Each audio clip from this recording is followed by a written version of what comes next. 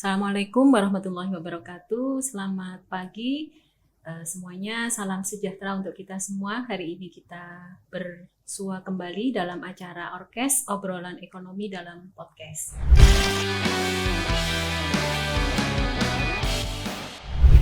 Selamat pagi Prof. Imam, narasumber kita. Selamat pagi Bu Farida. Sehat ya Prof? Alhamdulillah sehat semuanya. Apa aktivitasnya hari ini Prof yang sudah dikerjakan Prof? Ya, aktivitas rutin sebagai seorang pengajar ya, membaca, membimbing, dan yang penting adalah mengabdi. Nah itu.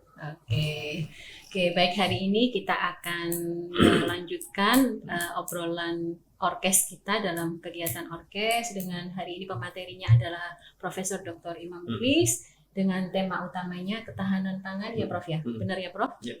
Oke, baik, sebelum kita mulai nanti mungkin saya akan bagi menjadi tiga tema utama begitu ya. Yang pertama adalah kita mungkin akan mendiskusikan mengapa ketahanan pangan itu menjadi sesuatu yang penting ya Prof. Kemudian bagaimana kondisi Indonesia saat ini terkait dengan capaian ketahanan pangan, dan yang terakhir mungkin adalah apa sih yang harus kita lakukan untuk memastikan bahwa kondisi ketahanan pangan kita adalah dalam kondisi aman gitu ya. Oke, mungkin bisa langsung dimulai Prof. Ya. Prof, kami persilahkan. Ya, baik.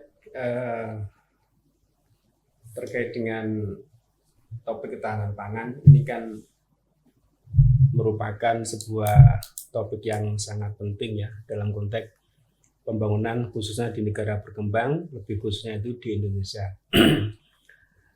Nah, karena pentingnya ketahanan pangan ini, maka banyak lembaga-lembaga internasional ya yang memang fokus di dalam pemecahan masalah ketahanan pangan ini. Dan kalau kita pelajari lebih detail lagi, ketahanan pangan itu sangat terkait dengan kemiskinan, terkait dengan kesejahteraan. Bahkan dalam riset saya terakhir itu ya saya coba menganalisis keterkaitan antara kemiskinan dan ketahanan pangan di berbagai negara dan khususnya di Indonesia. Nah, khusus yang terjadi di negara kita, ketahanan pangan ini kan menjadi salah satu fokus ya pemerintah untuk mengatasi dampak-dampak dari adanya masalah iklim yang ekstrim, kemudian juga ada fluktuasi harga komoditi pangan yang itu berdampak pada ketersediaan pangan, kemudian juga keterjangkauan pangan oleh masyarakat, dan juga harga pangan serta kualitas pangan itu sendiri. Nah, penting bagi kita untuk melihat ketahanan pangan ini secara komprehensif ya, karena tidak hanya melulu terkait dengan masalah ekonomi, tapi juga ada masalah-masalah sosial kemasyarakatan yang lainnya. Nah, kalau kita lihat dari berbagai komoditi pangan yang ada, memang masyarakat kita itu kan masih menggunakan atau memanfaatkan mengkonsumsi bahan pangan padi dan beras ya sebagai sumber karbohidratnya begitu. Dan ini juga menjadi fokus pemerintah untuk menjaga stabilitas harga dan juga menjaga ketersediaan pangan itu. Nah, adanya perubahan iklim yang ekstrim ini berpotensi untuk menyebabkan adanya ketidaktahanan pangan. Nah, ini yang menjadi perhatian juga dari ketahanan pangan menjadi ketidaktahanan pangan itu. Nah, sehingga penting bagi kita untuk memetakan dan mengidentifikasi terkait dengan atau dari sisi spasial dan juga dari sisi sektoral. Dari sisi spasial itu berarti kita mengidentifikasi daerah-daerah mana yang punya ketersediaan pangan yang mencukupi, daerah-daerah mana yang itu terdapat kerentanan pangan. Begitu pula dan sektor-sektor itu, sektor-sektor penopang pangan itu kan utamanya di sektor pertanian ya Bu Farida ya. Sektor pertanian itu kan bisa perikanan, bisa Subsektornya ya. ya perkebunan, kemudian juga kehutanan juga. Nah, dari identifikasi itu kita nanti kemudian bisa melakukan pemetaan yang lebih detail lagi. Masalah pangan yang ada itu menyangkut di sisi demand-nya atau di sisi supply-nya begitu. Nah, kalau misalkan terjadi cuaca ekstrim seperti sekarang ini, ya panas, kemudian hujan, kemudian beberapa komoditi yang biasanya secara tradisional itu waktunya tanam panen sekarang menjadi terganggu ya karena ada anomali iklim dan cuaca itu. Nah, berarti ini kan ada masalah di dalam produksi pangan.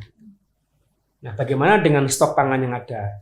Nah, ini juga menjadi perhatian kita supaya sisi demand dan sisi supply itu tidak mengalami kesenjangan yang berarti. Ya, memang kalau dalam konteks teori kan demand harus sama dengan supply, tapi itu kan kondisi ideal ya, Bu Fari, kondisi ideal. Nah, tentunya adanya ketidakseimbangan ini kan berimplikasi pada ketidakstabilan harga.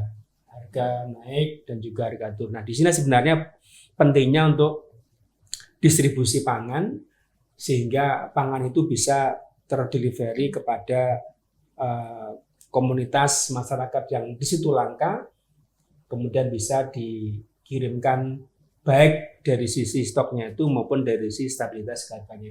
Itu kira-kira Bu Farida. Oke, baik, terima kasih Prof. Menarik sekali ya Prof tadi. Mungkin yang statement terakhir tadi yang Prof sebutkan tadi berarti persoalan iklim itu terkait dengan sisi supply-nya atau bagaimana Prof? Ya, sebenarnya kalau dari perubahan iklim ini kan tidak hanya pada sisi supply ya, tapi juga dari sisi demand. Ya, dari sisi supply ini kan terkait dengan produksi pangan itu. Ya, di mana sebagian besar produksi pangan di kita itu kan berbasis sumber daya alam yang itu memang sangat tergantung dari perubahan iklimnya itu. Kemudian dari sisi permintaan ini kan terkait dengan perilaku konsumen kita. Ya, terkait dengan perilaku konsumen kita, terkait dengan pendapatan kita gitu. Nah, beberapa daerah misalkan ada bencana alam, ya banjir, nah itu kan juga menyebabkan dari sisi demand juga mengalami gangguan, sehingga daya beli dan konsumsinya juga mengalami penyesuaian juga, Bu Farida. Gitu menurut saya. Oke, Prof, masih tadi menjaga keseimbangan antara demand side dengan supply side. Kalau untuk sisi permintaan itu, apakah kita itu sebaiknya juga perlu melakukan diversifikasi produk untuk pangan ini, Prof? Sehingga tadi yang Prof sampaikan supaya kita ketergantungan terhadap beras misalnya kita tidak terlalu tinggi dan sebagainya. Kira-kira perlu seperti apa Prof untuk menjaga demand side-nya ini? Ya, memang untuk mencapai keberlanjutan pangan, ya karena ketahanan pangan ini kan juga terkait dengan sustainability itu ya. Keberlanjutan pangan itu memang mau tidak mau harus ada diversifikasi pangan. Nah, diversifikasi pangan ini kan berarti butuh inovasi ya, butuh inovasi sehingga pangan itu tidak hanya disupport dari satu komoditi saja, tapi juga bisa disupport, disediakan dari inovasi-inovasi pangan yang ada itu. Kalau tadinya ketela itu hanya bisa dimakan, dimasak, itu mungkin inovasinya kan dalam bentuk produk-produk turunan dari ketela. Ya, misalkan ada kue berbahan ketela, ya, ataupun komoditi yang lainnya begitu.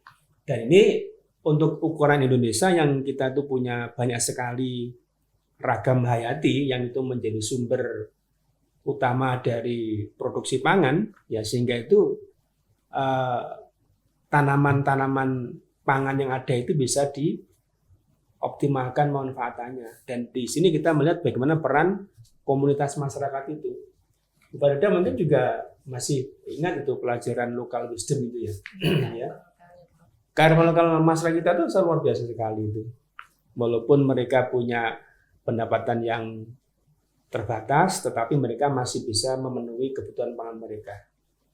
Nah, bagaimana dengan perilaku permintaan konsumen? Ya, kita tahu bahwa utilitas itu kan akan juga dipengaruhi pendapatan mereka. Selama mereka punya pendapatan, maka di situ akan menyebabkan kepuasan yang harus dipenuhi juga semakin meningkat, termasuk pangan ini. Ya, sehingga kita melihat sekarang itu kan banyak sekali diversifikasi pangan ya, dengan berbagai nama itu. Ada mie apa gitu kan ya, ada Orang, ayam apa gitu kan ya, orang dan lain-lain. Itu Bu Farida. Baik Prof. Kemudian tadi mengenai karena tadi sudah diuraikan oleh Prof betapa pentingnya persoalan ketahanan pangan itu, yang mungkin perlu kita sampaikan itu adalah kalau misalnya tadi Prof sudah mengawali dengan berbagai riset yang sudah Prof lakukan, antara lain mengkaitkan antara ketahanan pangan dengan kemiskinan dan kesejahteraan gitu Prof. Kira-kira kalau untuk adik-adik mahasiswa ini, kajian yang terkait dengan ketahanan pangan, kira-kira isu apa yang bisa diangkat oleh adik-adik mahasiswa? Ya, tentunya untuk mengatasi masalah ketahanan pangan ini kan butuh sinergitas ya Bu Farida ya. Jadi ada pemerintah, ada produsen, ada masyarakat, dan yang menarik ya peran dari mahasiswa sebenarnya. Ya, peran mahasiswa dalam bentuk pelaksanaan tridharma itu sangat penting sekali ya. Nah, salah satu yang bisa dilakukan mahasiswa itu nanti kan ya dia bisa melakukan banyak kajian akhirnya ya. Kajian ataupun tema-tema riset yang itu related dengan ketahanan pangan ya, seperti tadi sudah saya sampaikan, mengidentifikasi bentuk-bentuk kearifan lokal masyarakat dalam penggunaan pangan. Itu menarik itu. Ya. Ya, kearifan lokal dalam penggunaan pangan masyarakat. Mengapa mereka bisa eksis itu?